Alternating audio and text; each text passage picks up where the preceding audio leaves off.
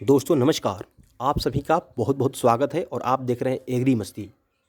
दोस्तों आज का ये video lecture BSc agriculture third semester का एग्रीकल्चरल माइक्रोबायोलॉजी सब्जेक्ट का वीडियो लेक्चर है। इस वीडियो लेक्चर में दोस्तों मैं आपको ऐसे टॉपिक्स को कवर कराऊंगा जिससे कि आपके परीक्षाओं में प्रश्न को पूछा जाता है और ये वीडियो आपके 100% सिलेबस बेस्ड वीडियो हैं। तो वीडियो को अंत तक जरूर देखिएगा। मैं चैलेंज करता हूं कि इस वीडियो को देखने के बाद आप बहुत सारे प्रश्नों को बस चुटकियों में सॉल्व कर सकते हो। बस आपको करना क्या होगा कि वीडियो को अंत तक देखना होगा। अब दोस्तों मैं आपको जानकारी के लिए बता दूं, अगर आप चाहते हैं कि इस माइक्रोबायोलॉजी सब्जेक्ट का आपको कंप्लीट सिलेबस का पीडीएफ मिल जाए तो आप लोग पीडीएफ खरीद सकते हैं। पीडीएफ खरीदने के लिए डिस्क्रिप्शन में दिए हुए संपर्क नंबर पर संपर्क कर सकते हैं। और हाँ, कुछ पीडीएफ आपको फ्री में भी मिल जाता है, तो आप लोग फ्री में पीडीएफ लेने के लिए डिस्क्रिप्शन में दिए हुए टेलीग्राम ग्रुप को जरूर ज्वाइन करिएगा। अब चलते हैं अपने टॉपिक पर देर किए बिना। तो दोस्तों हम लोग पहुंच चुके हैं अपने वीडियो लेक्चर के मुख्य टॉपिक पर और आज का टॉपिक रहेगा बायो जियोकेमिकल साइकिल, जिसको हिंदी में भू जैव रासायनिक चक्र कहा जाता है। और दोस्तों भू जैव रासायनिक चक्र का सबसे पहले परिभाषा जानते हैं, बारीकी से समझते जाइएगा क्योंकि ये पेपर ऑब्जेक्टिव नहीं है कि बस सुनने से याद हो जाएगा। इसको समझना होगा, रट्टा लगाने से कुछ नहीं होता, बस इसको आपको समझना होगा तभी आप लिख पाओगे। तो मैं परिभाषा बता रहा हूँ, इसको ध्यान से देखिए और सुनिए मेरे को।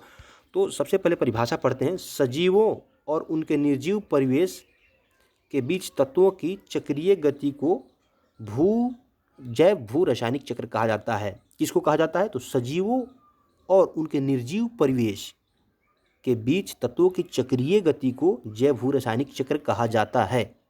ये हुआ जैव भू रासायनिक चक्र का परिभाषा। इसको फिर से आप लोग रट लीजिए, पढ़ लीजिए, स्क्रीनशॉट ले लीजिए, या फिर पीडीएफ खरीदना चाहते हैं तो टोटल कंप्लीट सिलेबस मिल जाएगा आपको सिर्फ और सिर्फ 30 रुपये में। डिस्क्रिप्शन में दिए हुए नंबर पर संपर्क कर सकते हैं।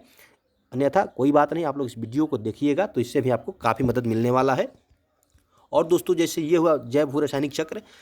जैव भू रासायनिक चक्र के अंतर्गत बहुत सारे चक्र आते हैं, जैसे कार्बन चक्र, नाइट्रोजन चक्र, फास्फोरस चक्र। तो सबसे पहले हम लोग बात करते हैं, और ध्यान दीजिएगा ऐसा नहीं कि जो मैं वीडियो को फर्स्ट में बता रहा हूँ इंपॉर्टेंट है और जो लास्ट में बताऊंगा इंपॉर्टेंट नहीं रहेगा। अतः वीडियो को अंत तक देखिएगा, वरना प्रश्न कहीं से पूछ सकता है। प्रश्न पूछने वाला ये नहीं जानता कि आप वीडियो कहाँ तक देखे हैं। प्रश्न पूछने वाला सिर्फ ये जानता है कि उसको क्या पूछना है। तो मैं वही चीज़ लाता हूँ वीडियो में जो कि प्रश्न पूछने वाले जानते हैं। तो आप लोग वीडियो को अंत तक देखिएगा तभी सभी प्रश्नों को सोल्व कर पाएंगे। अब दोस्तों मैं बताता हूँ आपको सबसे पहले कार्बन चक्र, यानी दोस्तों कार्बन साइकिल, जिसको इंग्लिश में कहा जाता है। अब इसको मैं बारीकी से पढ़ रहा हूँ, आप लोग भी ध्यान से देखिए और सुनिए। जैविक ऑक्सीकरण से कार्बन पर्याप्त मात्रा में ऑक्साइड के रूप में मुक्त होती रहती है, जो मृदा में स्थिर रहती है अथवा वायुमंडल में चली जाती है। मृदा के बाहर से भी अनेक रूप में कार्बन मृदा में मिलाया जाता है या स्वयं मिल जाता है। अब यहाँ पे हाईलाइट करके लिखा हुआ है, मृदा के अंदर और बाहर कार्बन में होने वाले सभी परिवर्तनों को सामूहिक रूप से कार्बन चक्र कहा जाता है।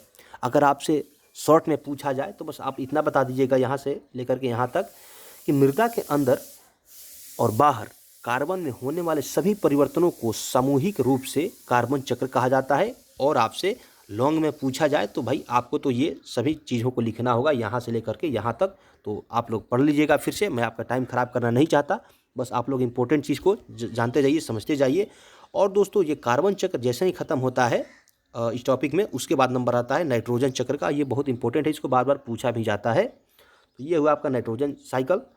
तो नाइट्रोजन साइकिल क्या होता है, अब इसको समझते हैं। मृदा में निरंतर नाइट्रोजन के अंतर्गत तथा निष्कासन के परिणाम स्वरूप नाइट्रोजन की क्रमिक क्रिया, लाभ तथा हानि होती रहती है। यह संयुक्त परिवर्तन प्रक्रम नाइट्रोजन चक्र कहलाती है। आप लोग इसको समझ लिए। अब इसको मैं आपको थोड़ी सी छोटी सी भाषा में, आपके भाषा में समझाता हूँ।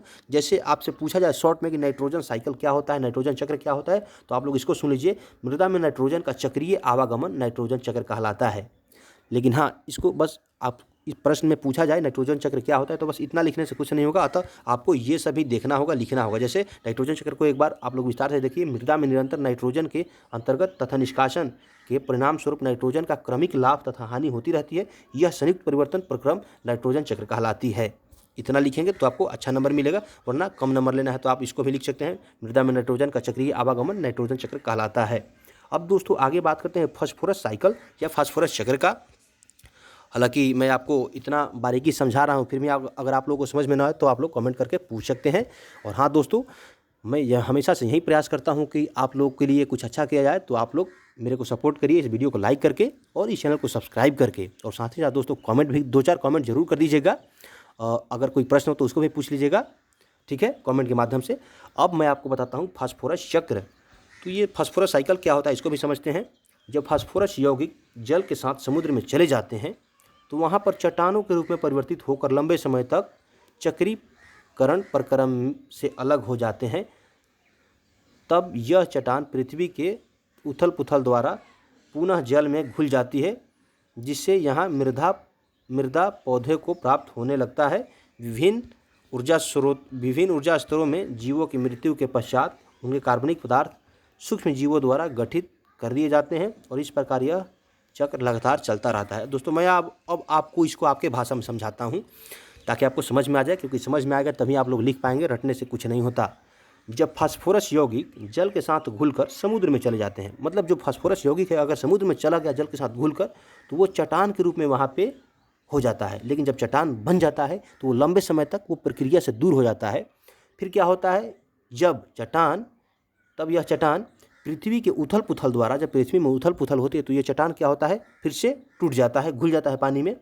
जिससे जब पानी में घुल जाता है तो यह मृदा पौधों को, यह मृदा के माध्यम से जो फास्फोरस है वो पौधों को मिलने लगता है और यही क्रिया क्या होता है लगातार चलते रहता है।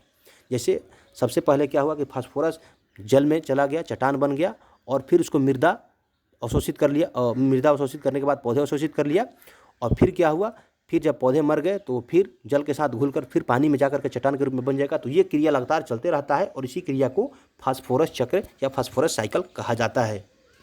अब दोस्तों बात करते हैं सल्फर चक्र के बारे में, क्योंकि सल्फर चक्र भी एक काफ़ी इंपॉर्टेंट फैक्टर टॉपिक होता है, तो इससे भी प्रश्न पूछे जा सकते हैं। तो अब आपको बताते हैं सल्फर चक्र क्या होता है।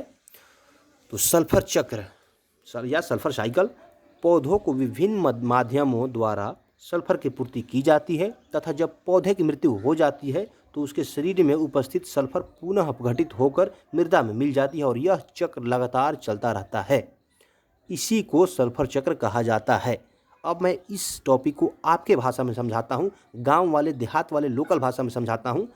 पौधे को विभिन्न माध्यमों द्वारा सल्फर की पूर्ति की जाती है, जैसे आपने उर्वरक या खाद के माध्यम से पौधों को सल्फर के पूर्ति की, तथा जब यह पौधा मर जाता है तो उसके शरीर में उपस्थित सल्फर पुनः अपघटित होकर के मृदा में मिल जाती है। जैसे आपने अपने गेहूं के फसल को खूब बढ़िया सल्फर दिया और हार्वेस्टर से गेहूं हार्वेस्टिंग होने के बाद उसका जो पराली था वो खेत में सड़ गया, तो विघटित होकर के फिर वो सल्फर जो था आपने गेहूं को दिया था वो फिर मिट्टी में चला गया और यह क्रम जो है लगातार चलता रहता है। इसी को सल्फर चक्र कहा जाता है।